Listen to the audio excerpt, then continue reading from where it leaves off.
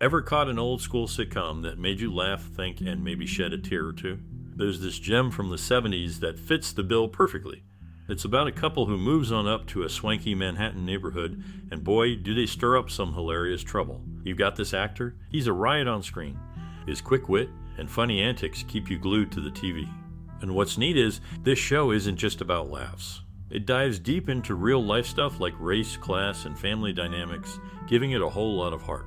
So if you're into classic TV that's got a little bit of everything, you might want to give this one a shot. And hey, don't just take my word for it. Share your own thoughts and memories down below. We're all ears. Norman Lear's The Jeffersons face criticism for its portrayal of characters and the use of explicit language.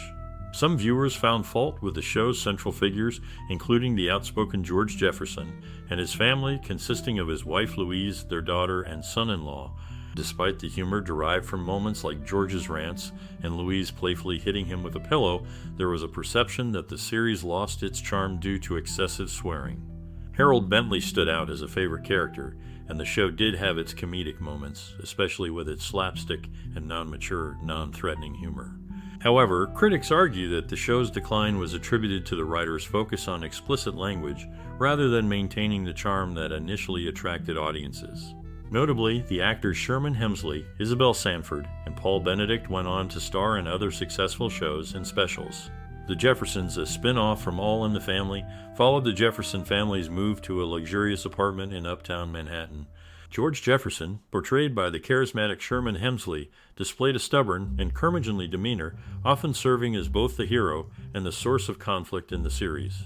His interactions with neighbors, including the interracial couple Tom and Helen Willis, the refined Bentley, and the doorman Ralph, contributed to the show's dynamics.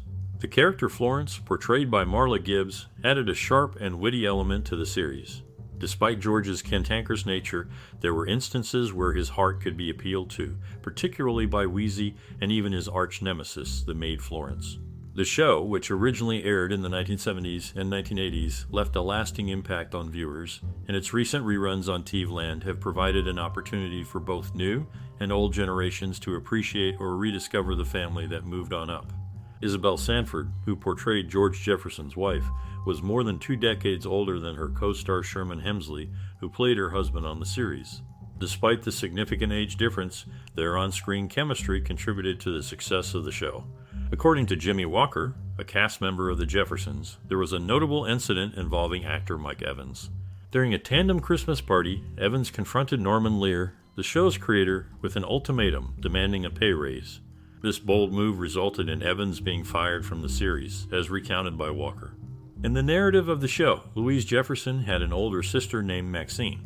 Maxine had left home several years prior after becoming pregnant, ultimately choosing to move to France, where she pursued a career as a singer.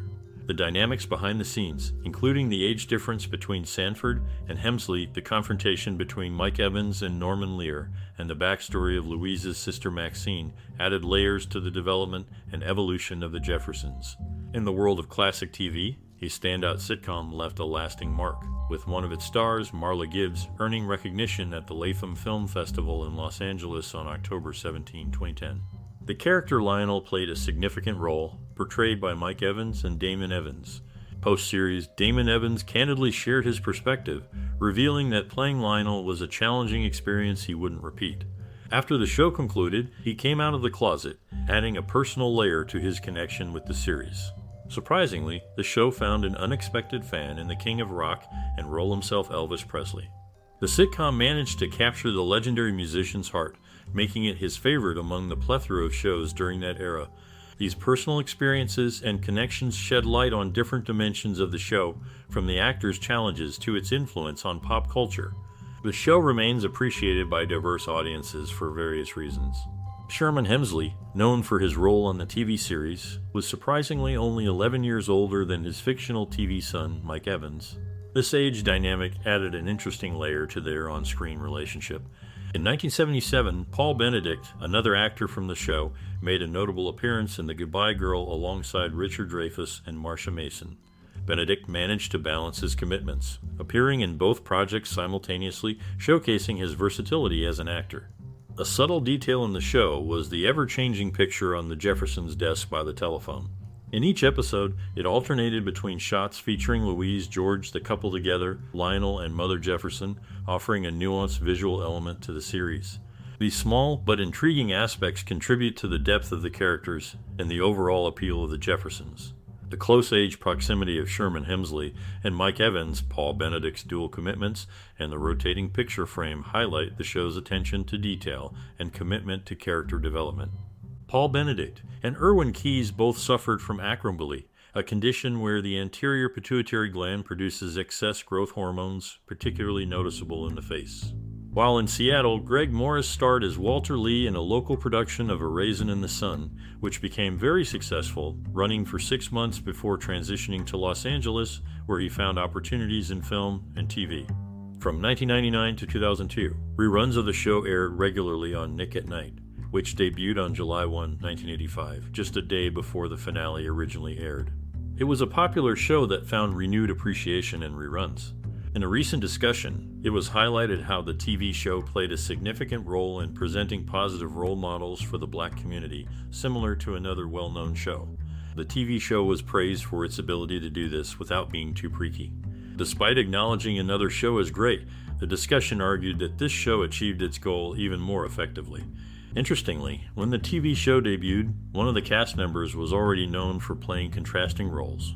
This showcased the actor's versatility. Notably, the TV show stands as the second longest running creation of its creator. This fact highlights the lasting success and influence of the show in the television world. To sum up, the TV show, according to the discussion, played a vital role in presenting positive black role models, surpassing even another acclaimed show in its approach. The actors' dual roles added complexity to the show, while its status as the creator's second longest running creation cemented its place in television history.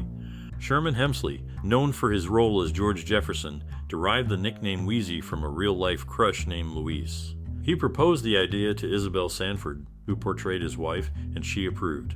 Victor Killian and Charles Wagenheim, both part of the show, met similar tragic fates. They were fatally attacked by burglars in their apartments. Their final joint appearance was on an episode of All in the Family shortly before their deaths.